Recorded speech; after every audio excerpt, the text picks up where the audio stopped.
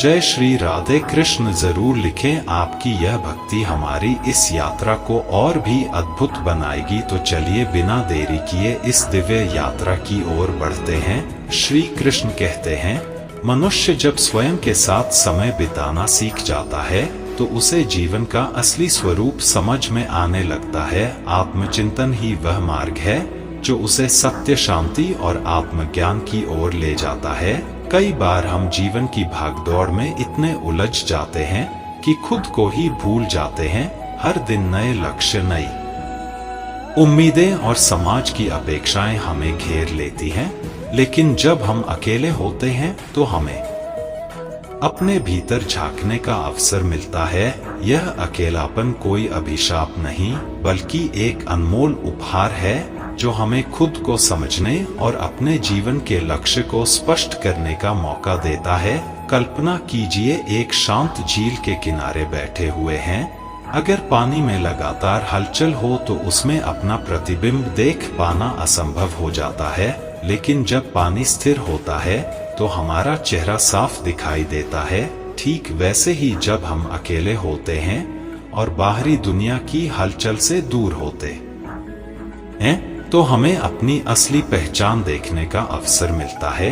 महाभारत में अर्जुन भी इसी स्थिति में थे। जब वे युद्ध भूमि में खड़े थे तो चारों तरफ शोर था, युद्ध का शोर, कर्तव्यों का शोर, रिश्तों की उलझन। इस शोर में वे भ्रमित हो गए और अपना उद्देश्य ही भूल बैठे। तभी श्री कृष्ण ने उन्हें आत्मचिंतन करने के लिए प्रेरित किया। उन्होंने अर्जुन से कहा कि वे अपने भीतर झांके और दे जाने की उनका असली कर्तव्य क्या है। जब अर्जुन ने अपने मन की गहराइयों में उतरकर सोचा तब उन्हें अपने जीवन का उद्देश्य समझ आया। आज के समय में भी यही सच है। जब हम अकेले होते हैं तो हमें अपने जीवन के कई महत्वपूर्ण सवालों के जवाब मिलते हैं। क्या हम सही दिशा में जा रहे हैं? क्या जो हम कर रहे हैं वह वास्तव में हमारे मन की खुशी का कारण है? क्या हम अपनी इच्छाओं के अनुसार जी रहे हैं या सिर्फ समाज की उम्मीदों को पूरा कर रहे हैं? अकेलापन हमें इस बात पर भी विचार करने का समय देता है कि हमने अब तक जो निर्णय लिए वे सही थे या नहीं। कई बार हम भीड़ में बहकर ऐसे फैसले कर लेते हैं जो हमारी आत्मा के अनुरूप नहीं होते। लेकिन जब हम खुद के साथ बैठते हैं तब हमें यह एहसास होता है कि हमें किस दिशा में आगे बढ़ना चाहिए। एक छोटा सा उदाहरण लीजिए। एक व्यक्ति जो हमेशा दोस्तों के साथ घूमता रहता है, अपनी नौकरी और जिम्मेदारियों में इतना व्यस्त रहता है कि कभी अपने मन की गहराइयों को सुन ही नहीं पाता। लेकिन जब वह कुछ समय अकेले बिताने लगता है तो उसे यह एहसास होता है कि उसका असली सपना तो कुछ और ही था। यह आत्मचिंतन उसे अपने वास्तविक लक्ष्य की ओर लौटने में मदद करता है। आज के दौर में हम हर समय किसी न किसी से जुड़े रहते हैं। मोबाइल, सोशल मीडिया, टीवी और अन्य कई चीजें हमारे मन को शांत होने का अवसर ही नहीं देती। लेकिन अगर हम सच में खुद को समझना चाहते हैं तो हमें कुछ समय अकेले रहकर आत्मचिंतन करना ही होगा। श्री कृष्ण कहते हैं कि जब मनुष्य अपनी आत्मा की आवाज सुनना सीख जाता है तो उसे बाहरी दुनिया के शोर से प्रभावित होने की जरूरत नहीं होती। आत्मचिंतन ही वह साधन है जो हमें सच्चे आनंद और आत्मसंतोष की ओर ले जाता है। इसलिए अकेले रहना कोई कमजोरी नहीं, बल्कि यह हमें जीवन को सही दृष्टिकोण से देखने की ताकत देता है। श्री कृष्ण कहते हैं, जो व्यक्ति अपने कर्मों के प्रति स्वयं उत्तरदायी बनता है वही सच्चे अर्थों में स्वतंत्र और आत्मनिर्भर होता है। जब मनुष्य दूसरों पर निर्भर रहना छोड़ देता है और अपने निर्णय स्वयं लेने लगता है तब उसका आत्मविश्वास बढ़ता है और वह अपने जीवन का स्वामी बन जाता है। मनुष्य का स्वभाव है कि वह हमेशा किसी न किसी सहारे की तलाश करता है, कभी परिवार, कभी दोस्त, कभी समाज। हम अक्सर दूसरों पर निर्भर होकर अपने जीवन के फैसले लेते हैं, लेकिन जब जीवन हमें अकेला कर देता है तब हमें एहसास होता है कि असली ताकत हमारे भीतर ही है।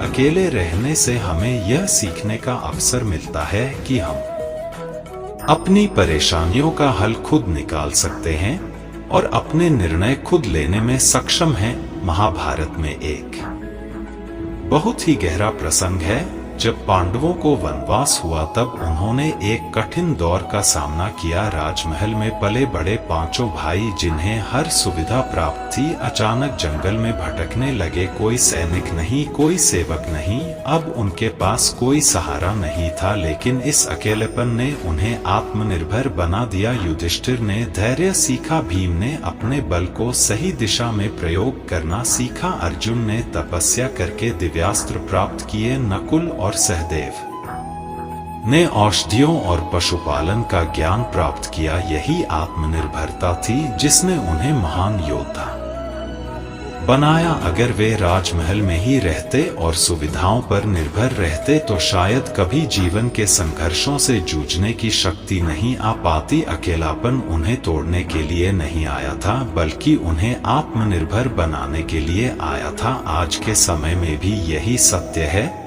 जब हम हर छोटी बड़ी समस्या के लिए दूसरों पर निर्भर रहते हैं तो हम अपने भीतर की शक्ति को पहचान ही नहीं पाते। लेकिन जब हमें अकेले अपने फैसले लेने पड़ते हैं तो हम समझते हैं कि हमारी सोच, हमारी समझदारी और हमारे अनुभव ही हमारी असली ताकत है। एक युवा को देखिए जो हमेशा अपने माता पिता पर निर्भर रहता है। जब तक वे उसके लिए फैसले लेते हैं तब तक वह सुरक्षित महसूस करता है, लेकिन जैसे ही उसे अकेले अपने निर्णय लेने पड़ते हैं वह घबरा जाता है। लेकिन धीरे धीरे जब वह अपनी गलतियों से सीखता है, अपने पैरों पर खड़ा होता है, तो वही आत्मनिर्भरता उसका सबसे बड़ा बल बन जाती है। श्री कृष्ण अर्जुन को भी यही सिखाते हैं। जब अर्जुन मोह में फंसकर युद्ध से भागना चाहते थे तब कृष्ण ने उन्हें आत्मनिर्भर बनने की सीख दी। उन्होंने कहा कि तू अपने कर्मों के लिए स्वयं जिम्मेदार है और अपने फैसले खुद लेना सीख। यही शिक्षा अर्जुन को महान योद्धा बना गई। जब हम अकेले होते हैं तब हमारे पास कोई सहारा नहीं होता। यह अकेलापन हमें यह सिखाता है कि अगर हम गिरे तो खुद को संभालना होगा, अगर कोई समस्या आए तो हमें खुद ही हल निकालना होगा। धीरे धीरे यह अभ्यास हमें इतना आत्मनिर्भर बना देता है कि हम किसी भी परिस्थिति में घबराते नहीं, बल्कि डटकर सामना करते हैं। अकेलापन हमें मजबूत बनाता है, आत्मनिर्भर बनाता है और अपने फैसले खुद लेने की क्षमता देता है। यही सच्चा आत्मविश्वास है और यही जीवन की असली शक्ति है। इसलिए श्री कृष्ण कहते हैं कि आत्मनिर्भर बनो, क्योंकि जब तुम खुद पर भरोसा करना सीख लोगे तभी जीवन का असली आनंद प्राप्त कर पाओगे। श्री कृष्ण कहते हैं जो व्यक्ति स्वयं के भीतर शक्ति को खोज लेता है उसे बाहरी सहारे की आवश्यकता नहीं पड़ती। निर्भरता केवल भ्रम है जो मनुष्य को कमजोर बनाती है। जब तुम अपने पैरों पर खड़े होना सीखो तभी सच्चे आनंद और स्वतंत्रता का अनुभव कर पाओगे। जीवन की सबसे बड़ी विडंबना यह है कि हम अपने सुख दुख को दूसरों से जोड़कर देखते हैं। जब तक कोई हमारा साथ देता है हमें लगता है कि हम खुश हैं, लेकिन जैसे ही कोई हमें अकेला छोड़ देता है हम टूटने लगते हैं। यह इस बात का संकेत है कि हम दूसरों पर अत्यधिक निर्भर हो चुके हैं। लेकिन अगर हम अकेले रहने की कला सीख लें तो यह निर्भरता धीरे धीरे कम होने लगती है और हमें अपनी असली शक्ति का अनुभव होता है। कल्पना कीजिए कि आप एक सुंदर नाव में बैठे हैं, लेकिन आपकी नाव किसी और के सहारे बंधी हुई है। आप तभी तक आगे बढ़ सकते हैं जब तक दूसरा व्यक्ति चाहे, लेकिन एक दिन वह सहारा हट जाता है और आप देखते हैं कि आपकी नाव अब स्वतंत्र है, लेकिन आपको खुद ही उसे चलाना होगा। अगर आपको नाव चलानी नहीं आती तो आप घबरा जाएंगे, लेकिन अगर आपने पहले ही इसे चलाना सीख लिया हो तो आप खुशी से अपने सफर पर निकल पड़ेंगे। महाभारत में द्रौपदी का जीवन इस सत्य का सबसे बड़ा उदाहरण है। जब उसके साथ अन्याय हुआ तो उसने सबसे पहले अपने पतियों की ओर देखा, फिर गुरुजनों की ओर, लेकिन कोई आगे नहीं आया। अंत में उसे समझ आया कि कोई और उसे बचाने नहीं आएगा। उसने श्री कृष्ण को पुकारा और पूर्ण समर्पण के साथ केवल उन पर विश्वास किया। उस क्षण द्रौपदी को यह सीख मिली कि जब तक हम दूसरों पर निर्भर रहते हैं तब तक हम कमजोर महसूस करते हैं, लेकिन जब हम केवल अपने आत्मबल और ईश्वर पर भरोसा करते हैं तब हम सच्ची शक्ति को महसूस कर सकते हैं। आज के समय में भी यही सत्य है। कई लोग भावनात्मक रूप से दूसरों पर इतना निर्भर हो जाते हैं कि उनकी खुशी और दुख का कारण केवल बाहरी लोग बन जाते हैं। अगर कोई हमारी उम्मीदों पर खरा उतरता है तो हम खुश होते हैं, और अगर कोई हमें छोड़ देता है तो हम दुखी हो जाते हैं। लेकिन जैसे ही हम यह समझ जाते हैं कि हमारा जीवन हमारी अपनी जिम्मेदारी है, हमारी अपेक्षाएं कम होने लगती हैं। जब हम दूसरों से उम्मीदें लगाना छोड़ देते हैं तभी हम सच्चे अर्थों में अपने जीवन को अपने तरीके से जीना शुरू करते हैं। एक पक्षी का उदाहरण ले, जब वह छोटा होता है तो अपने माता पिता के घोंसले में सुरक्षित रहता है, उसे भोजन मिलता है, सुरक्षा मिलती है और उड़ान भरने की कोई जरूरत महसूस नहीं होती। लेकिन जैसे ही वह बड़ा होता है माता पिता उसे घोंसला छोड़ने के लिए मजबूर करते हैं।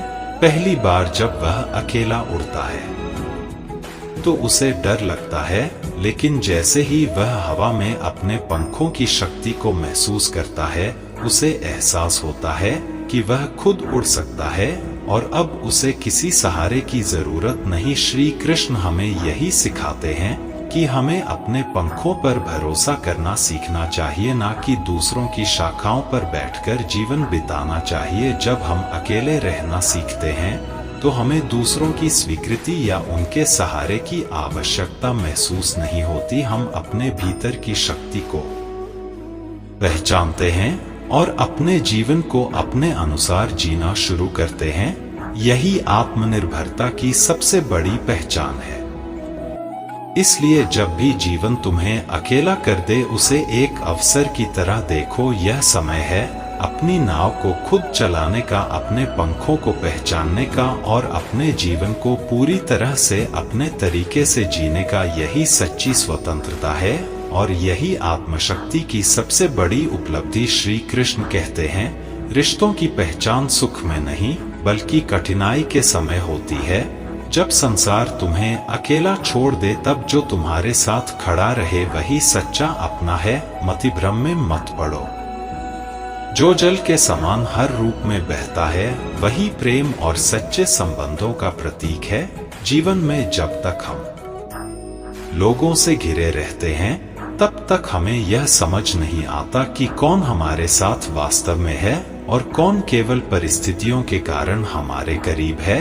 लेकिन जब हम अकेले होने लगते हैं, जब हमें किसी की जरूरत होती है और तब भी कोई हमारे साथ खड़ा रहता है, तो हमें समझ आता है कि वही रिश्ता सच्चा है। अकेले रहने से हमें यह अनुभव होता है कि कौन केवल सुविधा के लिए हमारे साथ था और कौन वास्तव में हमारे जीवन का एक महत्वपूर्ण हिस्सा है। तो दोस्तों, इस वीडियो में बस इतना ही। फिर मिलेंगे दोस्तों अगली वीडियो के साथ। तब तक के लिए अपना ख्याल रखना और हमेशा मुस्कुराते रहना।